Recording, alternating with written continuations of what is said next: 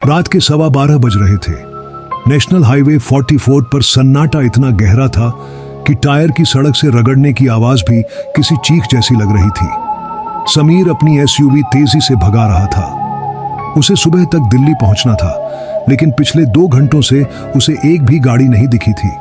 समीर एक travel vlogger था। उसके डैशबोर्ड पर लगा गोप्रो कैमरा लगातार रिकॉर्डिंग कर रहा था। हेलो दोस्तों, समीर ने कैमरे की तरफ देखकर थकी हुई मुस्कान के साथ कहा। अभी मैं NH44 पर हूं। न जाने क्यों आज रास्ता बहुत अजीब लग रहा है। मैप्स कह रहे हैं कि मैं सही दिशा में हूं, लेकिन पिछले 40 किलोमीटर से मुझे एक भी ढाबा या पेट्रोल पंप नहीं दिखा। बस ये घने जंगल और ये धुंध। अचानक उसकी नजर सड़क के किनारे एक पीले रंग के मील के पत्थर पर पड़ी। उस पर लिखा था दिल्ली 424 km। समीर ने ध्यान नहीं दिया और गाड़ी चलाता रहा। लगभग 10 मिनट बाद उसकी नजर फिर से एक पत्थर पर पड़ी। समीर के पैर अचानक ब्रेक पर पड़ गए। टायर जोर से चूं चूं करते हुए रुक गए। उस पत्थर पर फिर से वही लिखा था दिल्ली 424 km। क्या अभी तो इसे पीछे छोड़ा था? समीर ने बड़बड़ाते हुए जीपीएस चेक किया। जीपीएस का सिग्नल गोल गोल घूम रहा था। उसने सोचा शायद किसी ने मजाक में 2 पत्थर एक जैसे लगा दिए होंगे। उसने फिर से गाड़ी आगे बढ़ाई। 5 मिनट बाद वही पत्थर दिल्ली 424 km। समीर का दिल तेजी से धड़कने लगा। उसने गाड़ी की रफ्तार 100 के पार कर दी। वह सिर्फ उस जगह से निकलना चाहता था, लेकिन हर 5 मिनट बाद वही पीला पत्थर उसकी हेडलाइट की रोशनी में चमकता, जैसे उसे चिढ़ा रहा हो। तभी उसे सड़क के बीचों बीच कुछ खड़ा दिखाई दिया। उसने जोर से ब्रेक मारा। गाड़ी सड़क पर फिसलती हुई उस चीज से कुछ ही इंच दूर रुकी। रोशनी में उसने देखा, वह एक बूढ़ा आदमी था। उसने सफेद धोती पहनी थी जो फटी हुई और कीचड़ में सनी थी। उसका चेहरा नीचे की ओर झुका हुआ था। अरे चाचा, पागल हो गए हो क्या? बीच सड़क पर क्यों खड़े हो? समीर चिल्लाया। बूढ़ा आदमी हिला नहीं। उसने धीरे से अपना हाथ उठाया और दाहिनी ओर एक कच्चे रास्ते की तरफ इशारा किया। उस रास्ते पर घना कोहरा था और ऐसा लग रहा था जैसे वह रास्ता सीधे पाताल में जा रहा हो। बेटा, वहां मत जाओ जहां पत्थर ले जा रहा है। बूढ़े की आवाज किसी फटी हुई ढोलक जैसी थी। क्या मतलब? समीर ने पूछा। बूढ़े ने धीरे से अपना सिर उठाया। समीर की चीख निकल गई। बूढ़े की आंखों की जगह सिर्फ सफेद मांस था। आंखें गायब थीं। 444। यह दूरी किलोमीटर की नहीं है बेटा। यह उन मौतों की गिनती है जो आज रात पूरी होनी है। इससे पहले कि समीर कुछ और समझ पाता, एक तेज हवा का झोंका आया और वह बूढ़ा गायब हो गया। समीर ने डर के मारे गाड़ी रिवर्स करने की कोशिश की, लेकिन पीछे मुड़ते ही उसने देखा कि पीछे सड़क ही नहीं थी। पीछे सिर्फ एक गहरी खाई और घना कोहरा था। वह हाईवे अब एक चक्रव्यूह बन चुका था। तभी उसके डैशबोर्ड पर लगे कैमरे से एक आवाज आई, एक ऐसी आवाज जो रिकॉर्डिंग में नहीं होनी चाहिए थी। समीर, पीछे मत देखना। 435 वहां नंबर तुम्हारा है। समीर के शरीर में बर्फ जैसी ठंडक दौड़ गई। कैमरे की आवाज उसकी अपनी आवाज जैसी लग रही थी, लेकिन उसमें एक अजीब सी नफरत और खालीपन था। उसने कांपते हाथों से गोप्रो को बंद करने की कोशिश की, लेकिन बटन काम नहीं कर रहा था। कैमरे की लाल लाइट लगातार जल रही थी, जैसे कोई अदृश्य आंख उसे देख रही हो। पीछे जाने का रास्ता बंद हो चुका था। अब सिर्फ सामने का रास्ता खुला था, या फिर वह अंधेरा कच्चा रास्ता जिसकी तरफ उस अंधे बूढ़े ने इशारा किया था। समीर ने गहरी सांस ली। वह एक तार्किक व्यक्ति था। उसने खुद को समझाया, यह सब भ्रम है। थकान और डर की वजह से मुझे मतिभ्रम, हेलुसिनेशन हो रहा है। बस सीधे चलते रहो। उसने एसयूवी को आगे बढ़ाया। पीला मील का पत्थर दिल्ली 424 km फिर से उसकी हेडलाइट में चमका। इस बार समीर ने अपनी नजरें सड़क पर जमाए रखी। वह उस पत्थर को देखना ही नहीं चाहता था, लेकिन कोहरा अब इतना घना हो गया था कि गाड़ी की बोनट भी मुश्किल से दिख रही थी। उसे गाड़ी धीरे करनी पड़ी।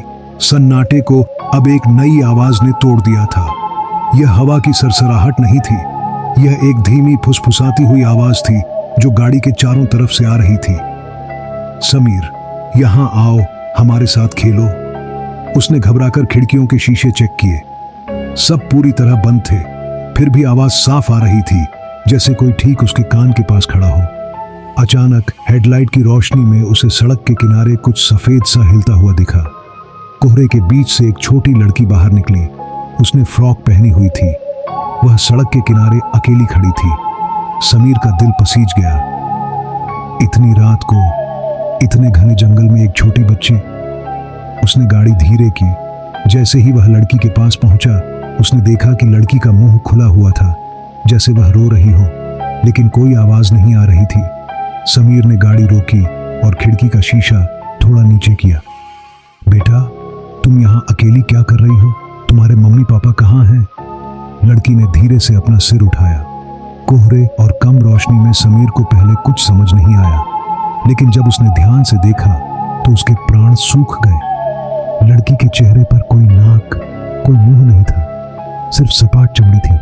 लेकिन उसकी आंखें पूरी तरह काली थीं और उनमें से एक अजीब सी नीली रोशनी निकल रही थी। लड़की ने अपना हाथ उठाया और समीर की तरफ इशारा किया। उसके हाथ की उंगलियां अस्वाभाविक रूप से लंबी और पतली थीं। तुम्हें भी पास ऑफ फॉस बनना है। उस सपाट चेहरे से एक गूंजती हुई आवाज आई। तभी गाड़ी के चारों तरफ से अजीब सी आकृतियां कोहरे से बाहर निकलने लगी। कुछ रेंग रहे थे, कुछ टेढ़े मेढ़े चल रहे थे। उन सबके चेहरे धुंधले थे, लेकिन उनकी नीली आंखें समीर पर टिकी हुई थी। यह उन लोगों की आत्माएं थीं जो इस हाईवे पर मारे गए थे। समीर ने घबराहट में एक्सीलेटर पर पैर रख दिया। गाड़ी झटके से आगे बढ़ी। वह उन आकृतियों को कुचलता हुआ आगे निकल गया। उसे लगा जैसे वह सूखी लकड़ियों पर गाड़ी चला रहा हो। वह भागता रहा पागल की तरह। कब तक उसे नहीं पता। समय का कोई अंदाजा नहीं था। अचानक कोहरा छंट गया। सामने सड़क साफ थी। समीर ने राहत की सांस ली। शुक्र है, मैं बच गया। तभी उसकी नजर फिर से सड़क के किनारे पड़ी। वहां एक पीला मील का पत्थर था, लेकिन इस बार उस पर कुछ अलग लिखा था। इस बार लिखा था नरक 0 km, और उस पत्थर के ठीक पीछे वही कोहरा और वही अंधेरा रास्ता शुरू हो रहा था। वह कभी उस चक्रव्यूह से बाहर निकला ही नहीं था। उस पीले पत्थर पर लिखे ये शब्द समीर की आंखों में चुभ रहे थे। उसका दिमाग सुन्न हो गया था। भागने का हर रास्ता, हर कोशिश उसे वापस इसी जगह ला रही थी। कोहरा फिर से घना होने लगा था, जैसे वह उसे निगलने के लिए वापस आ रहा हो। इस बार कोहरे का रंग सफेद नहीं, बल्कि खून जैसा लाल था। चारों तरफ से वो फुसफुसाहटें अब तेज चीखों में बदल चुकी थीं। समीर ने डैशबोर्ड पर लगे कैमरे की तरफ देखा। कैमरे की स्क्रीन पर अब उसका चेहरा नहीं, बल्कि उस सपाट चेहरे वाली लड़की का चेहरा दिख रहा था। उसकी काली आंखें समीर को घूर रही थीं। समय खत्म हुआ। समीर, कैमरे से आवाज आई। तभी गाड़ी का इंजन अपने आप बंद हो गया। हेडलाइट्स बुझ गईं। चारों तरफ घुप अंधेरा छा गया। सिर्फ कोहरे की लाल चमक और कैमरे की स्क्रीन की नीली रोशनी बची थी। गाड़ी के दरवाजों पर खरोंचने की आवाजें आने लगीं, जैसे सैकड़ों नाखून एक साथ लोहे को खुरच रहे हों। खर्रर खर्रर खर्रर। समीर सीट के बीच में दुबक गया। उसने अपनी आंखें बंद कर लीं और हनुमान चालीसा का पाठ करने की कोशिश की, लेकिन उसके मुंह से आवाज ही नहीं निकल रही थी। उसका गला सूख चुका था। अचानक कार की छत पर कुछ भारी चीज गिरने की आवाज आई। छत अंदर की तरफ दबने लगी। समीर ने ऊपर देखा। एक साया छत को फाड़कर अंदर आने की कोशिश कर रहा था। बचाओ, कोई बचाओ! समीर चिल्लाया, लेकिन उसकी आवाज कोहरे में खो गई। तभी कार का ड्राइवर साइड का दरवाजा धीरे से खुला। उम्मीद की एक किरण जगी। समीर ने सोचा शायद कोई उसे बचाने आया है, लेकिन दरवाजे पर कोई इंसान नहीं, बल्कि वह अंधा बूढ़ा खड़ा था। उसकी आंखों के गड्ढे अब और भी गहरे और डरावने लग रहे थे। मैंने कहा था ना बेटा, यहां मत आओ, बूढ़े ने कहा। बूढ़े के पीछे वो सपाट चेहरे वाली लड़की और दर्जनों दूसरी आत्माएं खड़ी थीं। उन सबकी नीली आंखें चमक रही थीं। बूढ़े ने अपना हाथ आगे बढ़ाया। उसका हाथ इतना ठंडा था कि समीर की चमड़ी जलने लगी। चलो 445वां नंबर, तुम्हारा इंतजार खत्म हुआ, बूढ़े ने समीर को गाड़ी से बाहर खींचते हुए कहा। समीर को लगा जैसे उसकी आत्मा उसके शरीर से बाहर खींची जा रही हो। वह चिल्लाता रहा, लेकिन उसकी चीखें अब उन दूसरी आत्माओं की चीखों में मिल गई थीं। उसने आखिरी बार अपनी गाड़ी और उस कैमरे की तरफ देखा। डैशबोर्ड पर लगा गोप्रो कैमरा अभी भी रिकॉर्डिंग कर रहा था। अगले दिन सुबह के समय पुलिस को NH-44 के किनारे एक लावारिस SUV खड़ी मिली। गाड़ी का ड्राइवर साइड का दरवाजा खुला था। समीर का कोई अता पता नहीं था। पुलिस ने गाड़ी के डैशबोर्ड पर लगे कैमरे को चेक किया। कैमरे में आखिरी रिकॉर्डिंग सिर्फ 1 मिनट की थी। वीडियो में सिर्फ घना कोहरा और अंधेरा दिख रहा था और पीछे से एक आवाज आ रही थी, समीर की आवाज, जो कह रहा था, दोस्तों मैं गलत रास्ते पर आ गया हूं। यहाँ बहुत ठंड है और वो लोग मुझे बुला रहे हैं। कृपया हाईवे 44 पर कभी मत आना। फिर वीडियो में एक भयानक चीख सुनाई दी और स्क्रीन पूरी तरह लाल हो गई। समीर की लाश कभी नहीं मिली, लेकिन लोग कहते हैं कि आज भी जब कोई अभागा मुसाफिर आधी रात को NH-44 से गुजरता है तो उसे एक पीला मील का पत्थर दिखाई देता है जिस पर लिखा होता है नरक 0 km। और अगर वह उस पत्थर को देख ले तो उसे कोहरे के बीच से एक व्लॉगर की आवाज सुनाई देती है जो उसे पीछे न देखने की चेतावनी देती है। सुबह के लगभग 5 बज रहे थे। हल्की धुंध अभी भी नेशनल हाईवे 44 के ऊपर तैर रही थी। पुलिस की जीप धीरे धीरे सड़क के किनारे खड़ी उस SUV के पास रुकी। इंस्पेक्टर राजीव गाड़ी से उतरा। उसने चारों तरफ नजर दौड़ाई। जंगल बिल्कुल शांत था। अजीब बात है, उसने कहा, गाड़ी यहां खड़ी है लेकिन ड्राइवर कहां गया? एक कांस्टेबल बोला, सर दरवाजा खुला है लेकिन गाड़ी के आसपास किसी के पैरों के निशान भी नहीं है। इंस्पेक्टर राजीव ने अंदर झांका। डैशबोर्ड पर अभी भी गोप्रो कैमरा लगा हुआ था। शायद इसमें कुछ रिकॉर्ड हुआ हो, उसने कहा और कैमरा निकाल लिया। उन्होंने कैमरा ऑन किया। वीडियो चलने लगा। वीडियो में समीर दिखाई दे रहा था। वह घबराया हुआ था, लेकिन वीडियो अचानक झटके के साथ खत्म हो गया। फिर स्क्रीन पर कुछ सेकंड के लिए सिर्फ कोहरा दिखा और फिर एक चेहरा, वही सपाट चेहरा वाली लड़की। उसकी काली आंखें सीधे कैमरे की तरफ देख रही थीं। अचानक कैमरा अपने आप बंद हो गया। कांस्टेबल घबरा गया। सर आपने देखा? इंस्पेक्टर ने कुछ नहीं कहा, लेकिन उसके माथे पर पसीना आ चुका था। उन्होंने आसपास के गांव में पूछताछ शुरू की। पास ही एक छोटा सा गांव था, भैरवपुर। गांव के लोग उस हाईवे के बारे में बात करने से भी डर रहे थे। आखिर एक बहुत बूढ़ा आदमी बोलने को तैयार हुआ। उसका नाम था हरिदास। उसने कांपती आवाज में कहा, तुम लोग उस सड़क की बात कर रहे हो ना, जहां 444 लिखा हुआ पत्थर आता है? इंस्पेक्टर चौंक गया। हाँ वही। बूढ़ा आदमी धीरे धीरे बोलने लगा। बहुत साल पहले वहां एक बहुत बड़ा हादसा हुआ था। एक बस रात के समय उसी जगह से गुजर रही थी।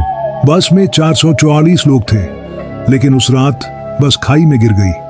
कोई भी नहीं बचा। इंस्पेक्टर ने पूछा, तो फिर? बूढ़ा बोला, उसके बाद से जो भी रात के समय उस रास्ते से गुजरता है वह वापस नहीं आता, क्योंकि वे 444 आत्माएं अभी भी वहां फंसी हुई है। इंस्पेक्टर राजीव इन बातों पर विश्वास नहीं करता था, लेकिन उसने फैसला किया कि वह खुद उस जगह की जांच करेगा। उस रात वह अपनी टीम के साथ फिर से हाईवे 44 पर पहुंचा। घड़ी में रात के 12-15 बज रहे थे। ठीक वही समय कोहरा धीरे धीरे फैलने लगा। तभी हेडलाइट की रोशनी में एक पीला मील का पत्थर दिखाई दिया।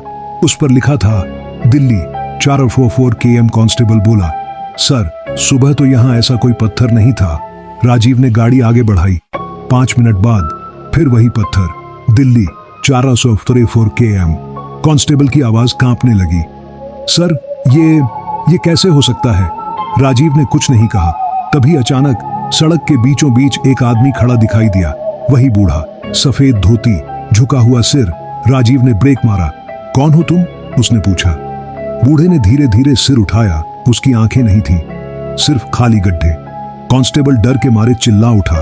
बूढ़ा बोला, तुम लोग फिर आ गए? अब गिनती बढ़ेगी। 446, 447, 448। अचानक चारों तरफ से कोहरा घना हो गया और उस कोहरे में सैकड़ों परछाइयां दिखाई देने लगी। उनकी आंखें नीली चमक रही थीं। तभी अचानक इंस्पेक्टर के रेडियो से आवाज आई, लेकिन वह रेडियो की आवाज नहीं थी। वह आवाज समीर की थी। सर पीछे मत देखना, वे आ रहे हैं। राजीव ने धीरे धीरे पीछे देखा और उसकी चीख निकल गई। वहां सैकड़ों आत्माएं खड़ी थीं। और उनके बीच समीर भी खड़ा था। उसकी आंखें भी नीली चमक रही थीं। उस रात के बाद इंस्पेक्टर राजीव और उसकी पूरी टीम गायब हो गई। आज तक उनका कोई पता नहीं चला। लेकिन ट्रक ड्राइवर बताते हैं, अगर कोई आधी रात को हाईवे फोड़ाफड़ से गुजरता है तो उसे कोहरे के बीच एक आदमी दिखाई देता है। वह कैमरा पकड़े खड़ा होता है और कहता है, दोस्तों, अगर आप यह वीडियो देख रहे हैं तो कृपया इस रास्ते से वापस लौट जाओ, क्योंकि अब गिनती 500 के करीब पहुंच रही है और सड़क के किनारे आज भी वह पत्थर खड़ा है जिस पर लिखा है नरक 0 km।